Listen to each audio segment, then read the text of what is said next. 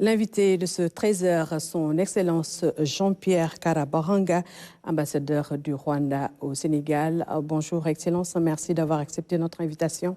Bonjour Madame Aminata Mbeg Fall, merci de votre invitation. Le capitaine Mbaye Diagne vient d'entrer dans la mémoire des Sénégalais avec ce mémorial que lui a dédié le chef de l'État. Déjà, quelle appréciation faites-vous de ce geste? Tout d'abord, je voudrais exprimer mes remerciements au chef de l'État, son Excellence, Monsieur le Président Macky Sall, de m'avoir associé à cette importante cérémonie qui arrive au moment où, au niveau mondial et au Rwanda, nous allons commémorer la 30e commémoration du génocide perpétré contre les Tutsis, justement au Rwanda en 1994. C'est un moment historique. Hier, j'ai pu assister à cette cérémonie.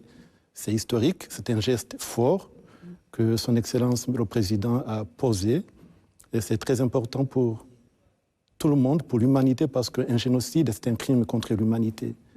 Un homme comme le capitaine Mbaye Diagne, qui a donné sa vie en train de sauver des vies, mérite amplement cet hommage. Et le Rwanda a été le premier à honorer le capitaine Mbaye Diagne. Que représente pour vous cet homme? Alors, le capitaine Mbaye Diagne, pour nous au Rwanda, c'est un héros. D'ailleurs, il a été décoré par le chef de l'État, son Excellence, le président Paul Kagame, en 2010, avec la médaille Umurinzi. Umurinzi, ça veut dire en français protecteur. C'est une médaille qui est décernée à toutes ces personnes qui ont tout fait, en fait, pour essayer de sauver des gens, et arrêter le génocide, avec des actes souvent très courageux. Et voilà, il a payé le prix fort, il a perdu la vie. Alors, on sait ce qu'il a fait, on sait qu'il avait le choix. Il pouvait ne pas y aller, ne pas s'engager.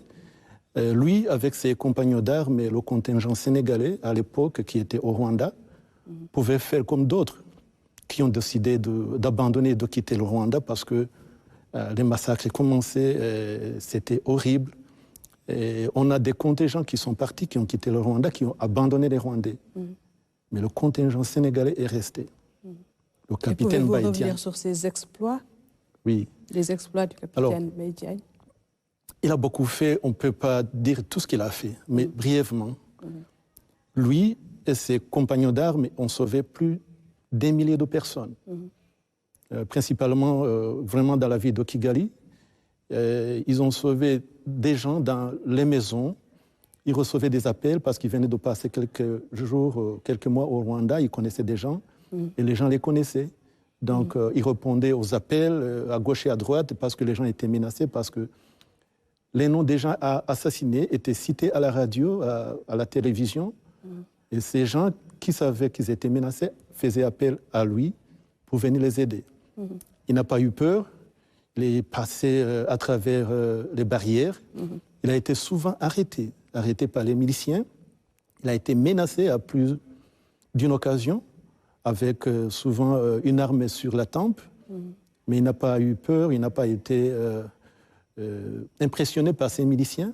Il a continué à sauver des gens. À partir du 7 avril, lorsqu'il a sauvé les enfants de la regrettée Agathe, qui a été assassinée par les militaires du gouvernement génocidaire, lui, il a osé aller récupérer les enfants au péril de sa vie. Il a pu les sauver et les amener dans l'hôtel Mille Collines, qui était sécurisé par les forces des Nations Unies.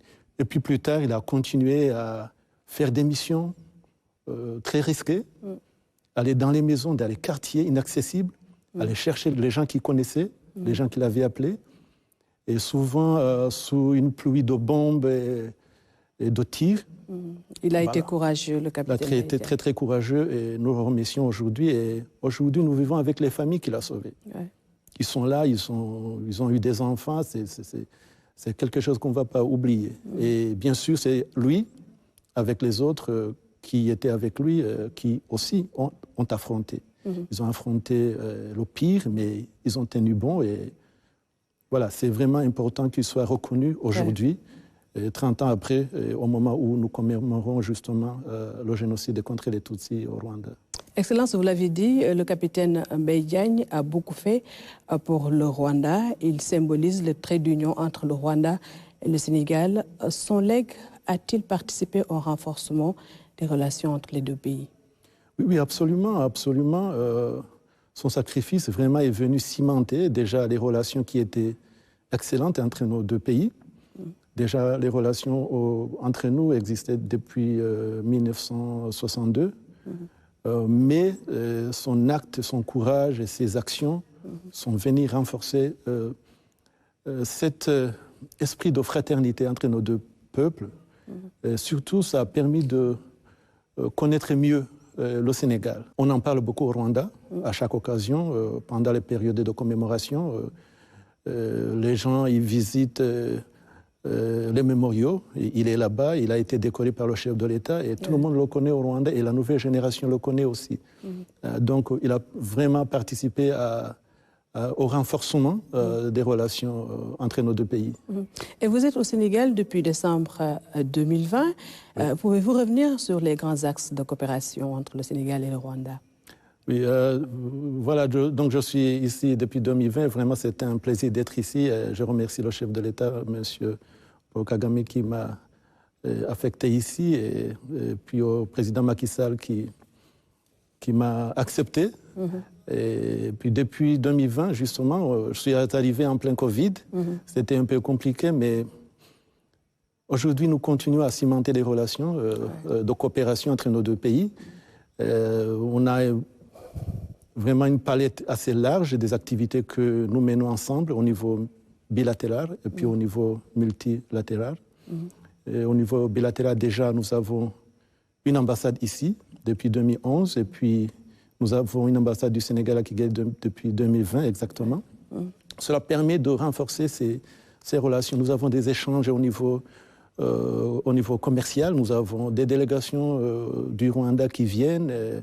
Par exemple, on a eu une délégation du Rwanda qui a participé au FIDAC de décembre de l'année passée. Nous avons des délégations sénégalaises, des femmes d'affaires, des hommes d'affaires qui vont au Rwanda. Nous avons des échanges qui se développent chaque jour. Nous travaillons ensemble dans beaucoup de secteurs, le secteur de la santé. Comme vous le savez, le Rwanda et le Sénégal ont été les premiers pays à bénéficier de ce projet qui va fabriquer les vaccins, à produire des vaccins sur le continent. D'ailleurs, son Excellence, le président Macky Sall, était au Rwanda lorsque nous avons inauguré ce projet de fabrication de vaccins au Rwanda. Nous avons une coopération très approfondie dans le secteur de l'éducation, dans le secteur de la gouvernance, dans le secteur de l'environnement, dans le secteur du sport. D'ailleurs, comme vous le savez, l'entraîneur de l'équipe rwandaise féminine de basket est dirigé par un Sénégalais de très grande renommée. Et nous avons une coopération au niveau de la Basketball Africa League avec le président Amadou Gallo-Fall. Et nous avons une coopération au niveau culturel. D'ailleurs, l'année passée, comme vous le savez, Youssou N'Doye était au Rwanda avec son équipe pour une prestation devant le chef de l'État et ses invités. Et puis nous avons beaucoup d'autres activités au niveau coopération, au niveau de la culture, les monuments, les musées. Et vraiment, on a une... Et c'est pour dire que la coopération se porte très bien. La coopération se porte très très bien, mais bien sûr, il y a des possibilités de faire mieux, et surtout dans le secteur des échanges commerciaux. Donc nous y travaillons. Quelles sont les perspectives? Alors, elles sont bonnes parce que aujourd'hui le climat des affaires au Rwanda et au Sénégal est très très bon. C'est très facile au Rwanda pour les Rwandais de venir ici au Sénégal. On n'a pas besoin de demander de visa. Donc les Rwandais viennent ici comme chez eux. Les Sénégalais qui vont au Rwanda n'ont pas besoin de visa.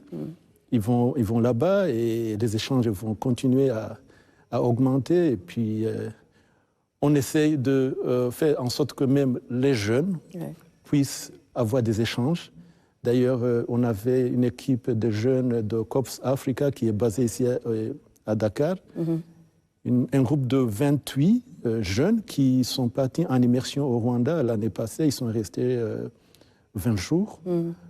Donc comme cela, on espère qu'avec la nouvelle génération, les nouvelles générations vont se connaître mieux et vont renforcer le lien déjà existant entre nos deux pays. On l'espère également. En tout cas, merci beaucoup pour toutes ces informations. Ça a été un plaisir de vous accueillir sur ce plateau. Merci beaucoup. C'est un honneur d'être dans ce joli bijou qu'est ce studio, qu'on a inauguré d'ailleurs jeudi passé. J'y étais, donc vraiment félicitations à la RTS. Merci, Excellence. Je rappelle que vous êtes l'ambassadeur du Rwanda au Sénégal, Jean-Pierre Karabaranga.